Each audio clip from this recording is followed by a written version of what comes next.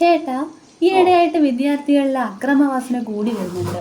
ഇപ്പൊ തന്നെ 9ാം ക്ലാസ് വിദ്യാർത്ഥിയെ +1 വിദ്യാർത്ഥി കത്തിവെച്ച് കുത്തി. എന്തായിരിക്കും ഇതിന്റെ കാരണം?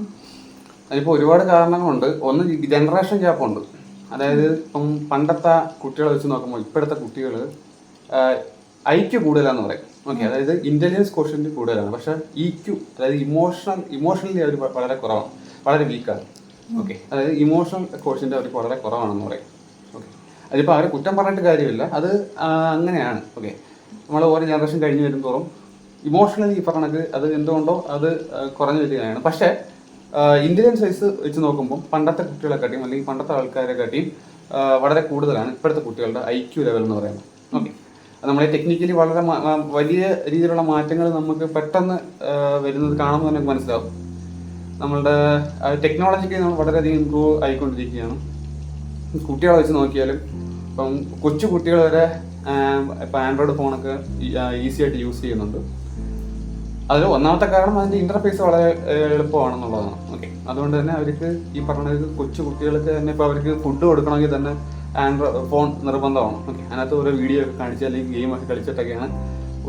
അതില്ലാത്ത ഒരവസ്ഥയിലേക്ക് കൊച്ചു കുട്ടികൾ വരെ വന്നു എന്നുള്ളതാണ്. ഓക്കെ, അപ്പം അതുകൊണ്ട് തന്നെ അതവരെ തലച്ചോറിനെ നല്ല രീതിയിൽ ബാധിക്കുന്നുണ്ട്.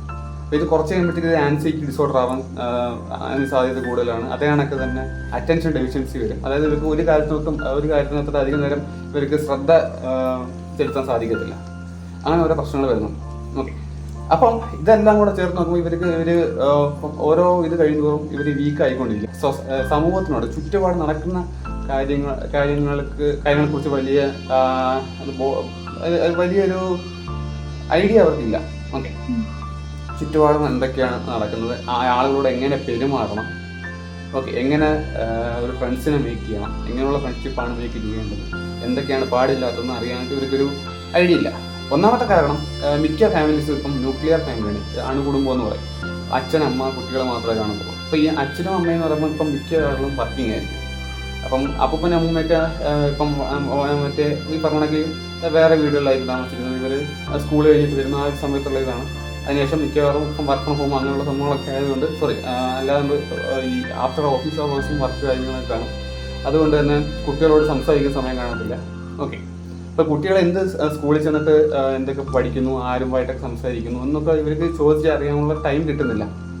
ബാക്കിയുള്ള ടൈം ഫോണിൽ തന്നെയാണ് സ്പെൻഡ് ചെയ്യുന്നത്, അച്ഛനും അമ്മയാണെന്നുണ്ടെങ്കിൽ. Okay, even after office hours ഈ പറഞ്ഞതുപോലെ. അപ്പം ഈ കുട്ടികൾ എന്ത് ചെയ്യുന്നു, ആരോടൊക്കെയാണ് കൂട്ടുകൂടുന്നത്, അവരുടെ പ്രഷർ എന്താണ് അവർ അനുഭവിക്കുന്നത്. ഇപ്പം നമ്മൾ പറയും ഇവർക്ക് എന്താണ് പ്രഷർ, കുട്ടികളല്ലേ, അവർക്ക് എന്താണ് ഇത്ര സ്ട്രെസ്, എന്താണ് പ്രഷർ എന്നൊക്കെ നമ്മൾ പറയും. പക്ഷെ അതല്ല. ഓക്കെ, ഇപ്പം നമുക്ക് ഇപ്പം നമ്മളുടെ ഇപ്പോൾ ഫോർ എക്സാമ്പിൾ എൻ്റെ കാറിനകത്തൊരു വേർക്ക് വണ്ടി കൊണ്ടുവന്ന് ഇടിച്ചു. ഓക്കെ, അതിനകത്ത് സ്ക്രാച്ച് വീണത് എനിക്കൊരു വലിയ കാര്യമായിരിക്കും. പക്ഷെ ഒരു കുട്ടിയെ സംബന്ധിച്ചിടത്തോളം അവൻ നാളെ ഹോംവർക്ക് ചെയ്യാത്തതാണ് അവൻ്റെ വലിയ ഇഷ്യൂ. ഓക്കെ, ചെയ്യാൻ പറ്റാത്തതാണ് അവൻ്റെ ഇഷ്യൂ എന്ന് പറയുന്നത്.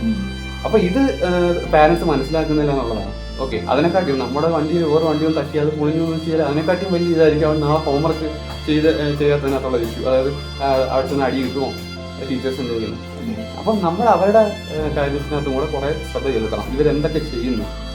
ഓക്കെ, അത് അവരുടെ മറ്റേ ഓരോ ക്യാരക്ടേഴ്സ് മാറുമ്പോൾ തന്നെ പാരൻസിന് മനസ്സിലാക്കാൻ സാധിക്കണം.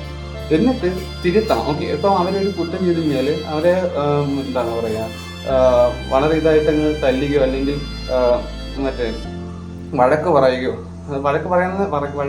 തല്ലുകയോ ചെയ്യേണ്ടെന്നല്ലേ പറയുന്നത്.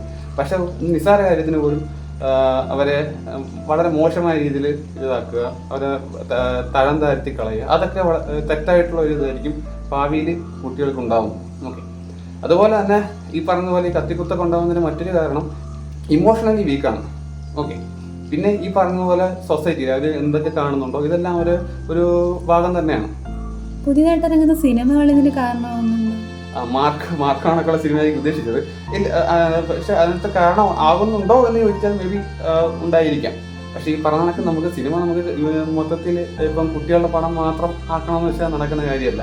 കാരണം എന്താണെന്ന് വെച്ച് കഴിഞ്ഞാൽ ഇപ്പം കുട്ടികൾക്ക് വേണ്ടി മാത്രം നമുക്ക് പണം എടുക്കാനാണെങ്കിൽ നമ്മൾ ചോട്ടാ ഭീമോ ഇനിയിപ്പം ബറോസ് കണക്കുള്ള മൂവീസ് മാത്രമായിട്ട് ഇറക്കേണ്ടി വരും. അപ്പോൾ അത് പോസിബിൾ ആയിട്ടുള്ള കാര്യമല്ല. പക്ഷെ അതിന് വേണ്ടി എന്തെങ്കിലും റെഗുലേഷൻസ് വരുത്താം. പക്ഷേ ഈ പറഞ്ഞ കണക്ക് അതൊരു പോസിബിൾ ആയിട്ടുള്ള കാര്യമല്ല. എന്നാൽ പിന്നെ നല്ല സിനിമകൾ ഒരുപാട് ഇറങ്ങുന്നുണ്ടായിരുന്നല്ലോ. എന്നാൽ ആരും അത് കണ്ട് നന്നായിട്ടുള്ളതായിട്ട് എൻജോയ് ചെയ്യില്ല. അത്രയല്ലേ ഉള്ളൂ. ബൈ.